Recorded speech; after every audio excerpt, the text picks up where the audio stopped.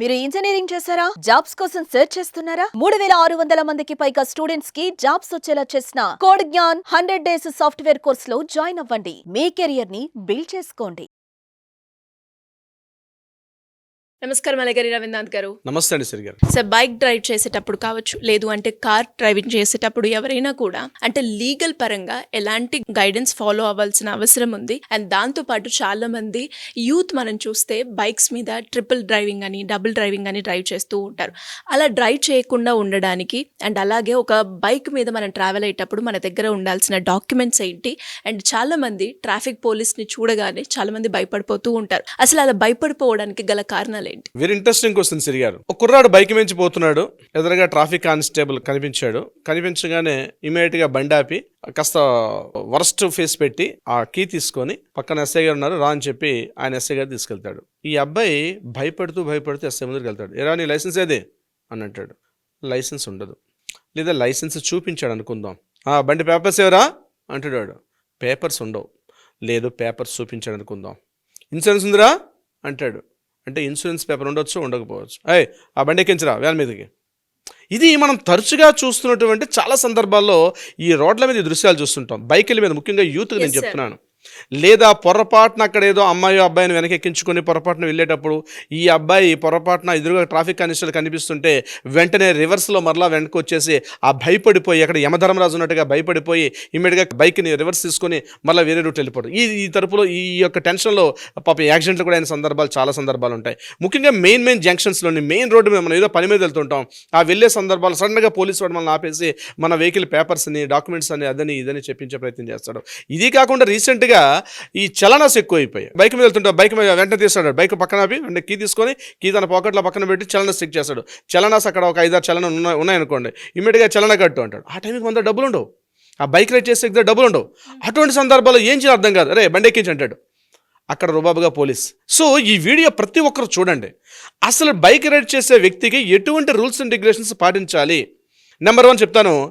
మీరు వెహికల్ మీద వెళ్తునేటప్పుడు ఎవరైనా ఒక ట్రాఫిక్ కానిస్టేబుల్ మిమ్మల్ని బైక్ ఆపితే బైక్ ఆపాల్సిన అవసరం లేదు. ఎగ్జాక్ట్లీ ఒక ట్రాఫిక్ కానిస్టేబుల్ ఆపితే మీ వెహికల్ ఆపే అధికారం ఆ ట్రాఫిక్ కానిస్టేబుల్కి లేదు.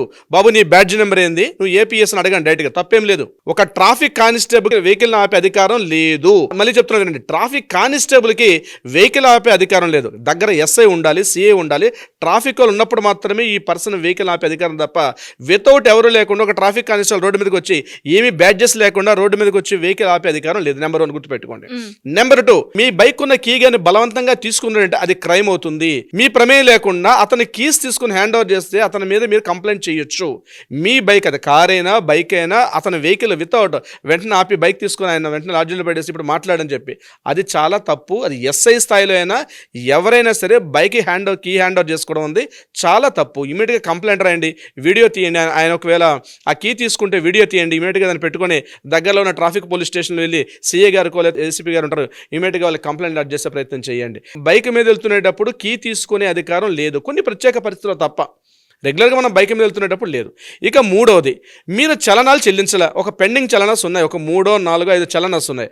అటువంటి చలనాస్ లేవని చెప్పి మీ బైక్ని కానీ కార్ని కానీ సీజ్ చేసే అధికారం లేదు. గుర్తుపెట్టుకోండి, వెహికల్ని సీజ్ చేసే అధికారం లేదు. వెహికల్ పెండింగ్ చలనాస్ ఉంటే ఆ పెండింగ్ చలనాస్ ఎంత ఉన్నాయి? ఒక 5 ఉన్నాయి, 6 ఉన్నాయి, 10 ఉన్నాయి. ఇమీడియట్గా మీకు ఇవ్వాలి. ఇమీడియట్గా దగ్గర మీ సేవకు ఈ సేవకి వెళ్తాను, 24 అవర్స్లో పే చేస్తాను చెప్పండి. అప్పుడు ఆయన దగ్గర మీరు చెప్పేసి మీరు వెళ్ళిపోవచ్చు వెహికల్ తప్పించి. మీరు అక్కడ ఆన్ ద స్పాట్ కట్టాలి అని చెప్పి ఏదైతే మిమ్మల్ని రిస్ట్రిక్ట్ చేస్తారో అది చాలా తప్పు. అటువంటి సందర్భాల్లో మీరు దగ్గరగా ఉన్నటువంటి ట్రాఫిక్ వెహికల్ పెట్టేసి ఆయన ఇట్లా ఏదైతే చేస్తున్నాడో ఇమీడియట్గా ట్రాఫిక్ పిఎస్కి వెళ్ళి మీరు కంప్లైంట్ చేసి ఎవరైతే బ్యాడ్జ్ నెంబర్ ఏంది, నీ పేరేంది, ఆ బ్యాడ్జ్ నెంబర్ ఏందో కానిస్టేబుల్నో ఎస్ఐ అని అడగండి. ఆ ఇమీడియట్గా ఆయనకు ఆ వెహికల్ ఇచ్చేసి మీరు ఇమీడియట్గా కంప్లైంట్ చేయండి. ట్రాఫిక్ చలనాస్ పెండింగ్ ఉన్నాయంత మాత్రాన వెహికల్ సీజ్ చేసే అధికారం ఎస్ఐ స్థాయిలో కూడా ఇది ప్రైమరీ నీడ్, గుర్తుపెట్టుకోండి. మరొకటి, మీరు వెహికల్ ట్రిపుల్ రైడింగ్ వెళ్తున్నప్పుడు కూడా ఆ పర్సన్ని మాట్లాడి దించాల్సింది తప్పించి వెహికల్ని సీజ్ చేసే అధికారం లేదు. నేను చెప్తాను వెహికల్ ఏ సందర్భాలు సీజ్ చేసే అధికారం ఉంటుందో నేను తర్వాత చెప్తాను. సో ఇప్పుడు రెగ్యులర్గా మనం చూసే ఏవైతే ఉంటాయో ఈ దృశ్యాలు నేను చెప్తున్నట్టు ఈ కారణాలన్నీ కూడా వెహికల్ని సీజ్ చేసే పరిస్థితి అయితే ట్రాఫిక్ కానిస్టేబుల్కి కానీ వీళ్ళకి ఎవరు కూడా ఉండదు. సార్, డ్రైవింగ్ చేసేటప్పుడు ఎలాంటి డాక్యుమెంట్స్ని క్యారీ చేయాల్సిన అవసరం ఉందంటారు? ఎగ్జాక్ట్లీ ఇటువంటి డాక్యుమెంట్స్ ఉండాలి. బైక్ రైడ్ చేస్తున్నటువంటి ఒక పర్సన్ దగ్గర ఇటువంటి డాక్యుమెంట్స్ ఉండాలి. ఇది గుర్తుపెట్టుకోండి. నెంబర్ 1. డ్రైవింగ్ ఎవరైతే చేస్తున్నారో డ్రైవింగ్ చేసిన వ్యక్తి వాళ్ళకి డ్రైవింగ్ లైసెన్స్ ఉండాలి. ఇది నెంబర్ 1. నెంబర్ 2, ఆ వెహికల్ సంబంధించిన ఆర్సీ పేపర్స్ అంటే ఆ రిజిస్ట్రేషన్ సంబంధించిన డాక్యుమెంట్స్ అన్ని కూడా ఉండాలి. 2వది. 3వది, దానికి సంబంధించిన ఇన్సూరెన్స్ పేపర్ కంపల్సరీ ఉండాలి. ఆ థర్డ్ పార్టీ ఇన్సూరెన్సా లేకపోతే డైరెక్ట్ ఇన్సూరెన్స్ అని అదొక కాపీ ఉండాలి. 4th వన్, వెహికల్ యొక్క పొల్యూషన్ సర్టిఫికేట్, పియూసీ సర్టిఫికేట్ అంటారా. అయితే ఈ మధ్య BS6 దాటిన వెహికల్స్ వస్తున్నాయి కాబట్టి పొల్యూషన్ సర్టిఫికేట్ అవసరం లేదు. ఒక వెహికల్ కొనుక్కున్న తర్వాత న్యూ వెహికల్ అయితే అప్ టు 2 years వరకు కూడా కొత్త పియూ సర్టిఫికేట్ ఇష్యూ చేయరు. అప్ టు 2 years రిజిస్ట్రేషన్ అయితే దానికి పియూ సర్టిఫికేట్ అవసరం ఉండదు కాబట్టి అటువంటి సందర్భాలు అవసరం లేదు. ఎక్కువగా అబౌట్ 2 years రిజిస్ట్రేషన్ అయిన వెహికల్ అయితే మాత్రం, మ్యానుఫ్యాక్చరింగ్ అయితే మాత్రం పియూ సర్టిఫికేట్ అవసరం. అది కూడా BS6 అయితే దానికి కూడా అవసరం లేదు. ఇది ఒకటి సంబంధించి. అది కాకుండా 4 wheelers వెళ్తున్నారు అనుకోండి, ట్రాన్స్పోర్ట్ వెహికల్స్ అయితే వెహికల్ యొక్క ఫిట్మెంట్ సర్టిఫికేట్ అవసరం అవుతుంది. అదేవిధంగా వెహికల్ యొక్క రిజిస్ట్రేషన్ సర్టిఫికేట్ కూడా, ఇవన్నీ మన దగ్గర ఉండాల్సిందంటే ప్రాథమికంగా ఉండాల్సిన పేపర్స్ ఇవి మన దగ్గర పెట్టుకోవాల్సింది. లైసెన్స్ సర్టిఫికేట్ ఉండాలి, రిజిస్ట్రేషన్ పేపర్స్ ఉండాలి, ఇన్సూరెన్స్ ఉండాలి, పొల్యూషన్ ఉండాలి, దీంతోపాటు ఫిట్మెంట్ సర్టిఫికేట్, ఈ 5 సర్టిఫికేట్స్ ఉంటే సరిపోతుంది. సార్ ఇవన్నీ కూడా మనకి హార్డ్ కాపీలో ఉండాలా లేదంటే మన ఫోన్లో డాక్యుమెంట్స్ ఉంటే సరిపోతుంది అంటారా? Exactly, very nice question Sri గారు. ఈ డాక్యుమెంట్స్ అన్నీ కూడా డిజిటల్లో ఉన్న యాక్సెప్ట్ చేయాల్సిందే. ఇక్కడ 2 రకాల యాప్స్ ఉంటాయి. ఒకటి డిజీ లాకర్ అని ఒక యాప్ ఉంది, అదేవిధంగా పరివాహన్ యాప్ అని ఇంకొక 2 యాప్స్ ఉన్నాయి. ఈ 2 యాప్స్ ప్రకారంగా ఇప్పుడు నేను చెప్పినటువంటి పేపర్స్ అన్నీ కూడా కంప్లీట్గా డిజిటల్లో ఉంటే కూడా యాక్సెప్ట్ చేయాల్సిందే. అయితే గుర్తుపెట్టుకోండి, డిజిటల్లో ఉన్నాయని చెప్పి మీరు ఫోటో స్క్రీన్ షాట్లు తీసుకుంటే మాత్రం యాక్సెప్ట్ చేయరు. అది మీకు హార్డ్ కాపీస్ లేకుండా ఉంటే ఈ యాప్ అప్పటికప్పుడు యాక్సెప్ట్ చేయాలి. ఆ యాక్సెప్టెన్స్లో ఇమీడియట్గా ఆ యాప్లోనే మీకు చూపించాలి తప్పించి ఆ యాప్లో ఉన్న స్క్రీన్ షాట్ తీసి చూపిస్తే మాత్రం పోలీసులు యాక్సెప్ట్ చేయరు. ఇది ఈ రూల్ గుర్తుపెట్టుకోవాల్సిన అవసరం కూడా ఉంది. ఇక హార్డ్ కాపీస్ ప్రతిసారి క్యారీ చేయాల్సిన అవసరం లేదు. కొన్ని సందర్భాల్లో మనం వెళ్తున్న ఏరియాలో అక్కడ ఇంటర్నెట్ అటువంటి సదుపాయాలు లేనప్పుడు హార్డ్ కాపీస్ అయితే తప్పనిసరిగా క్యారీ చేయాలి.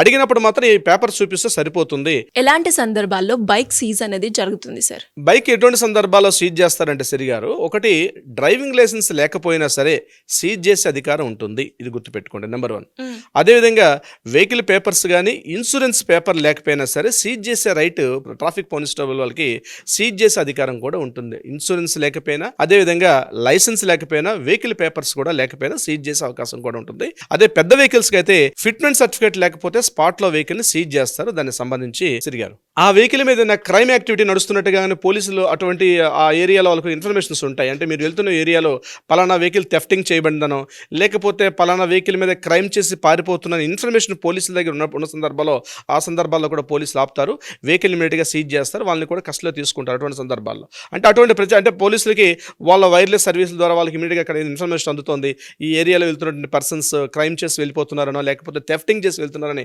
ఇన్ఫర్మేషన్ వస్తే ఆ సందర్భాల్లో కూడా వెహికల్ని సీజ్ చేసే అవకాశం ఉంటుంది. శ్రీ గారు సార్, మరి మైనర్స్ డ్రైవింగ్ చేసినప్పుడు లీగల్ పరంగా ఎలా ఉంటుంది సార్? ఇది చాలా సివియర్ నేరం శ్రీ గారు. మైనర్స్ డ్రైవింగ్ చేయడం అంటే బిలో 18 years, 18 ఏళ్ళు నిండిన వాళ్ళకి మాత్రమే డ్రైవింగ్ లైసెన్స్ ఇష్యూ చేస్తారు. 18 ఏళ్ళు నిండినటువంటి వాళ్ళు డ్రైవింగ్ చేస్తున్నట్లయితే ఇమీడియట్గా వెహికల్ ఆపి వాళ్ళని సీజ్ చేసే అవకాశం కూడా పోలీసులకు ఉంటుంది. ఇది గుర్తుపెట్టుకోవాల్సిన విషయం.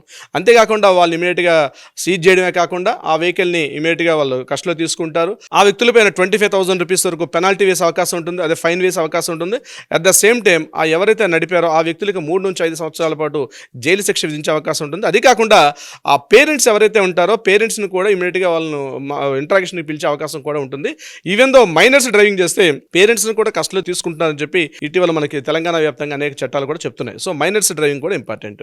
సో మైనర్స్ 80% కూడా డ్రైవ్ తీసుకొని వెహికల్ కానీ ఇదర్ కార్ ఆర్ బైక్ తీసుకొని మైనర్స్ 80% కూడా రోడ్డు మీదకి రావాల్సిన అవసరం అయితే లేదు, రాకూడదు అని క్లియర్గా చట్టాలు చెప్తున్నాయి. డ్రంక్ అండ్ డ్రైవ్ కేసెస్లో లీగల్ పరంగా ఎలా ఉంటుంది సార్? ఇది చాలా ఇటీవల కాలంలో చాలా ఎక్కువగా పెరిగిపోతున్న కేసులు డ్రంక్ అండ్ డ్రైవింగ్ కూడా. సో డ్రంక్ అండ్ డ్రైవింగ్ కేసుల విషయానికి వచ్చినట్లయితే స్పాట్లో వెహికల్ని సీజ్ చేసే అధికారం ఉంటుంది.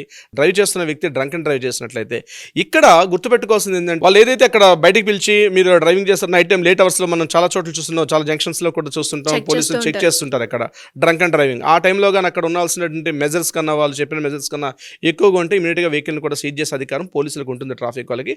అది కూడా గుర్తుపెట్టుకోండి. అందుకని మాక్సిమం డ్రంక్ అండ్ చేసే సందర్భాల్లో ఎక్కువ మంది డ్రైవింగ్ లేకుండా మిగతా ఆల్టర్నేట్ సోర్సెస్ చాలా మంది వెతుక్కుంటారు. ముఖ్యంగా ఫంక్షన్స్, సర్వీసులు అయ్యే సందర్భాల్లో ఈ డ్రంక్ అండ్ డ్రైవింగ్ చేయడం మాత్రం 80% కరెక్ట్ అయినది కాదు, వాళ్ళు చేయకూడదు కూడా డ్రంక్ అండ్ డ్రైవింగ్. ఆ టైంలో కూడా వెహికల్ని సీజ్ చేసే అవకాశం కూడా ఉంటుంది. అంటే గుర్తుపెట్టుకోండి, ప్రాపర్ డాక్యుమెంట్స్ లేకపోయినా, అదేవిధంగా ప్రాపర్ డ్రంక్ అండ్ డ్రైవింగ్ చేసినా లేకపోతే క్రిమినల్ యాక్టివిటీస్ చేస్తున్నట్టుగా ఆ వెహికల్ని అటువంటి సందర్భాల్లో మాత్రమే వెహికల్ని సీజ్ చేస్తారు తప్పించి మిగిలిన ఇతరత్ర ఇతర కారణాలకు మాత్రం ఎట్టి పరిస్థితుల్లో కూడా వెహికల్ సీజ్ చేయడం. ఇది కాకుండా ఎవరైనా మీ అక్కడ ఉన్నటువంటి ట్రాఫిక్ కానిస్టేబుల్ కావచ్చు, లేకపోతే ఆ అధికారి కావచ్చు, మీతో పాటు కాస్త అబ్యూజ్ లాంగ్వేజ్ తోటి, ఇప్పుడు నేను స్టార్టింగ్లో చెప్పినట్టు రారా పోరా అని తిట్టినా, వల్గర్గా అబ్యూజ్ లాంగ్వేజ్ తిడితే కూడా ఇమీడియట్గా మీరు వీడియో చేసి అక్కడ ఉన్న పై అధికారులను కూడా కంప్లైంట్ చేసే అవకాశం ఉంటుంది. సిరి గారు, great sir. And complete information అయితే వచ్చింది అందరికి కూడా. ఈ వీడియో చూసిన తర్వాత ఒక క్లారిటీ వచ్చింది అని చెప్తాను. బికాస్ మనం డ్రైవింగ్ చేసేటప్పుడు నిజంగానే చాలా మంది కూడా అలా భయపడిపోయి సరిగ్గా నడపలేక యాక్సిడెంట్ అయిన విషయాలు కూడా మన మీద చూడడం జరిగింది. సో డాక్యుమెంట్స్ ఏవేవి క్యారీ చేయాలి, ఎలాంటి సందర్భాల్లో మనం సీజ్ చేసే అవకాశం ఉంటుందంటారు, ఇవన్నీ కూడా కంప్లీట్గా మాకు ఈ వీడియోలో ఇన్ఫర్మేషన్ ఇచ్చినందుకు thank you so much. Thank you so much Siri గారు. సుమన్ టీవీలో మీ పర్సనల్ అండ్ బిజినెస్ ప్రమోషన్స్ కోసం కింది నెంబర్కి కాంటాక్ట్ చేయండి.